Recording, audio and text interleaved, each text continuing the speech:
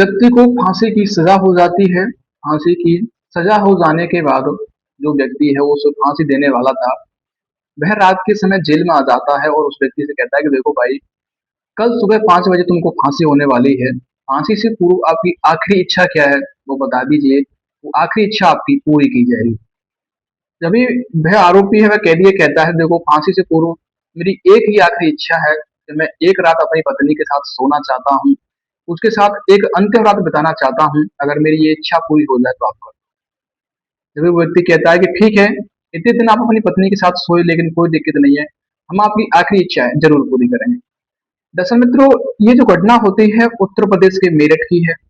उत्तर प्रदेश के मेरठ के अंदर यहाँ पर एक गांव लगता है बलिया, उस बलिया गांव की।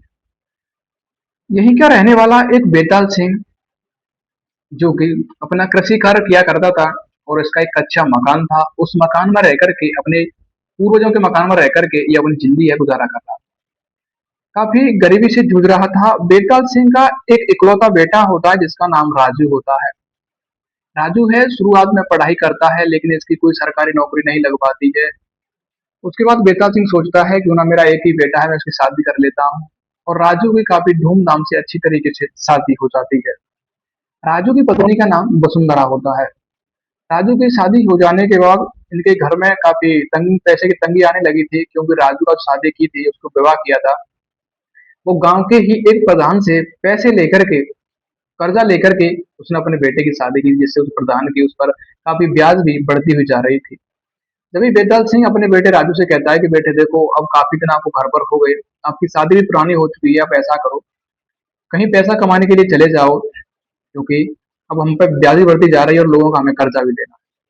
राजू कहता है ठीक है पिताजी, और राजू है वहीं महाराष्ट्र के अंदर ऑटो चलाने के लिए चला जाता है।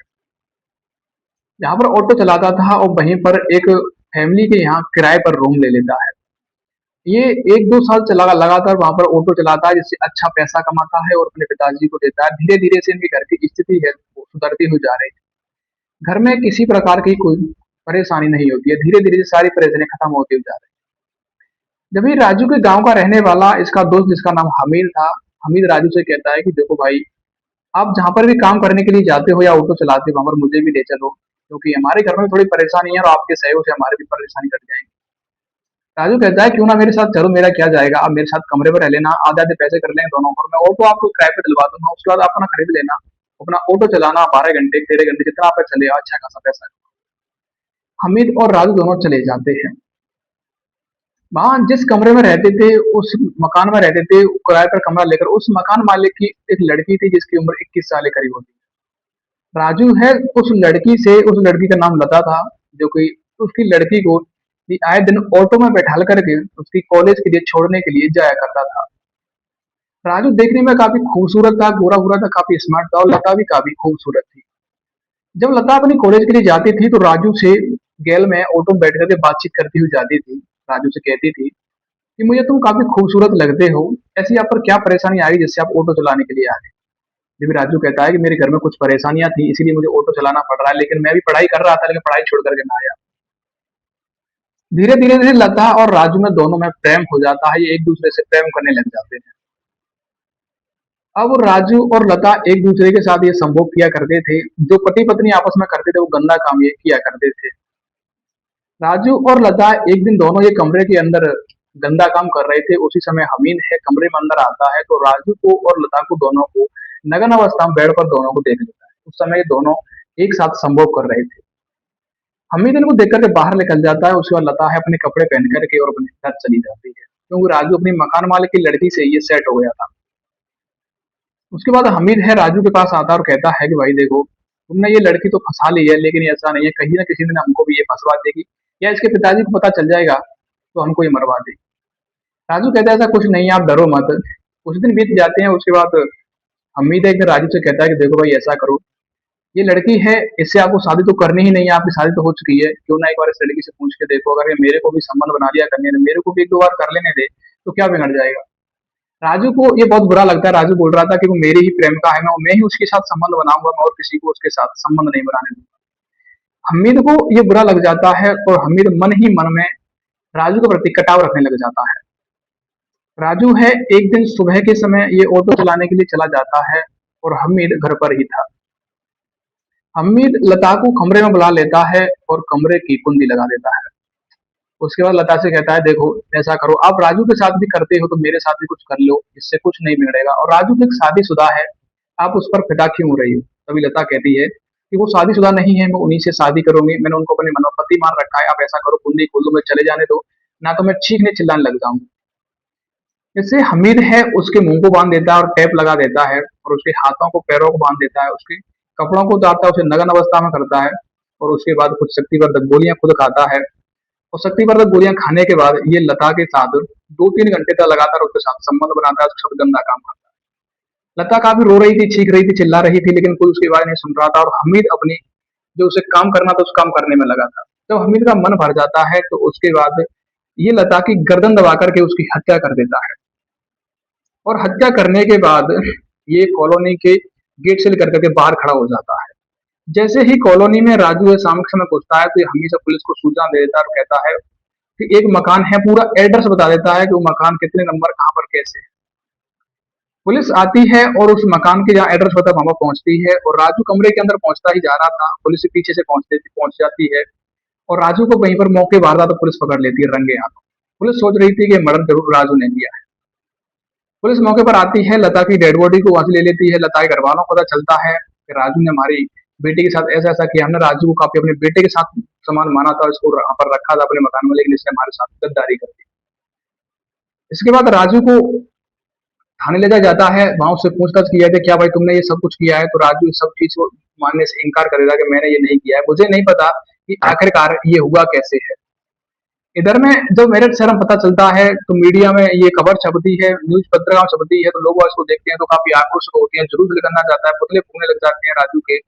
जब ज्यादा से ज्यादा सुन सुनाई जाती है तो 2-3 साल के बाद राजू को फांसी की सजा सुना दी जाती है। राजू को फांसी की सजा सुना दी जाती है। सुबह राजू को फांसी होने वाली थी।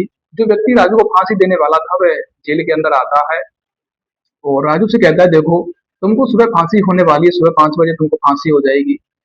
फांसी से पूर्व आपकी आखिरी इच्छा क्या है, ये हमें बता दीजिए। तभी राजू कहता है कि फांसी से पूर्व मेरी एक ही आखिरी इच्छा है कि मैं एक रात अपनी पत्नी के साथ बिताना चाहता हूँ, उसके साथ सोना चाहता हूँ। जो व्यक्ति फांसी देने वाला था राजू को, वो कहता है, भाई देखो इतने दिन आपने अपनी पत्नी के साथ बिताए, लेकिन ठीक है, एक दिन बिताना है आपको, हम आपकी पत्नी से जरूर मिलवाएंगे। उसकी पत्नी उस वसुंधरा के पास घर पर न्यूज भेजी जाती है, सूचना भेजी जाती है, वसुंधरा को बुलाया जाता है और रात के समय दोनों को जेल में ये कमरे में एक साथ रहने के लिए छोड़ दिया जाता है, और वहां पर एक रिकॉर्डर लगा दिया जाता है जिससे उन दोनों की आवाज को बाहर सुना जा सके, और कैमरा लगा दिया जाता है, क्या पता राजू गुस्से में आकर कहीं अपनी पत्नी का ही मर्डर न कर, इस कारण से। उसके बाद वसुंधरा है राजू से कहती है रोकर के, देखो जी आपने जो काम किया है ये बिल्कुल गलत किया है, आपको ऐसा करना नहीं चाहिए था। जब भी राजू रोते हुए अपनी पति वसुंधरा से कहता है, देखो ये जो भी किया है मैंने कुछ नहीं किया, ये मेरा दोस्त था हमीद, ये सब करामत उसी की है, मैं दिन में फोटो चलाने के लिए चला गया, मुझे उस पर कुछ सुध नहीं रहा उस समय, और जिस दिन से वो लड़की का मर्डर हुआ है उस दिन से हमीद लापता हो गया है। हमीद एक दिन उस लड़की के साथ संबंध बनाने की मेरे से बोल रहा था, लेकिन मैंने मना कर दिया, और पीछे उसने विश्वास देकर के लता को बुला लिया कमरे में, और उसके हाथ पैर बांधे उसने उसके साथ संभोग किया, उसके साथ गंदा काम किया, अंत में उसकी गर्दन दबा करके उसकी हत्या कर, हत्या करके वो वहां से चला गया। और उसके बाद जैसे ही मैं कमरे पर पहुंचा उसने पुलिस को सूचना दे दी, पुलिस ने मुझे पकड़ लिया। मुझे वैसे ही फांसी दे दी जा रही है, मैं आरोपी नहीं हूँ, अब मेरे को फांसी होने वाली है, आप घबराना मत, अपनी छाती को मजबूत करना, हमारे 2 बेटे हैं, उन बेटों के सहारे आप अपनी जिंदगी को टाइम पास कर। ये बात जो दोनों सुन जब आपस में बातचीत करते हैं, सुबह होती है। जैसी सुबह होती है वहां से उस रिकॉर्डर को, कैमरे को निकाला जाता है, जेलर के पास भेजा जाता है। जेलर जब उस रिकॉर्डिंग को सुनता है, उसे देखता है तो उसके पैरों की तरफ जमीन खिसक, वो सोचता है कि एक व्यक्ति को, निर्दोष व्यक्ति को फांसी हो गई होती। उसके बाद पुलिस राजू को बाहर निकालती है, उससे पूछताछ कर जाती है, क्या हमीद को आप जानते हो? अभी कहता है हमीद मेरा दोस्त है और हमीद ने ये सारा काम किया, मुझे यहाँ पर वैसे ही फांसी की सजा हो गई। जेलर ये बात ले जाकर के और भी पुलिस के अधिकारियों को सुनाता है, उनको बातचीत पता चलता है। उसके बाद हमीद की धरपकड़ शुरू की जाती है और कुछ ही दिनों में हमीद को भी वहां से गिरफ्तार कर लिया जाता है। हमीद को गिरफ्तार करने के बाद हमीद से पूछताछ की जाती है कि आप तुमने ही किया था ये काम। जब हमीद में पिटाई लगाई जाती है तो सारी सारी बातें को हमीद स्वीकार कर लेता है। उसके बाद हमीद को फांसी की सजा सुनाई जाती है और राजू को सकुशल उसके घर भेज दिया जाता है। तो इस तरीके से एक भारतीय संविधान में एक ऐसे व्यक्ति को, जो कि एक निर्दोष व्यक्ति को वहां से फांसी हो गई होती है। तो दरअसल मित्रों ये घटना है जो कि हमारी यहीं पर पूरी होती है। भाई क्राइम घटना हमारी आप कहाँ से देख रहे हैं उस जगह का नाम लेकर के कमेंट कर दीजिए, जिससे हमें पता पड़ सके कि आखिरकार हमारी क्राइम घटना कहाँ कहाँ तक जा रही है, और अगली वीडियो में हम आपका नाम ले सकते हैं।